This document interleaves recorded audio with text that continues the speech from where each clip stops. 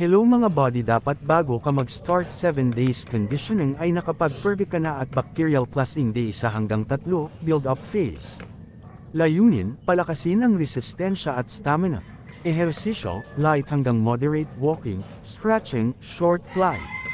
Pakain, high quality grains, mais, pellets, may konting protein. Tubig, laging malinis, pwede lagyan ng multivitamins. Araw, paarawin sa umaga, huwag tanghali.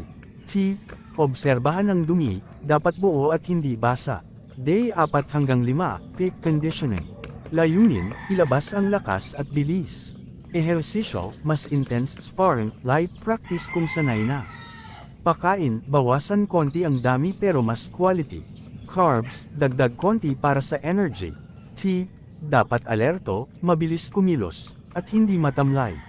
Day 6, tapering. Layunin, ay relax ang katawan. Ehersisyo, light na lang, konting lakad. Pakain, mas konti pero sapat. Tubig, kontrolado, huwag sobra.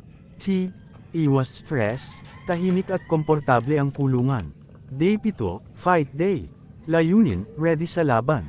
Pakain, konti lang, madalas itlog, mais, o energy feed. Tubig, konti lang para hindi mabigat. Handa lang, i-check kung mainit katawan, alerto, at maganda tindig.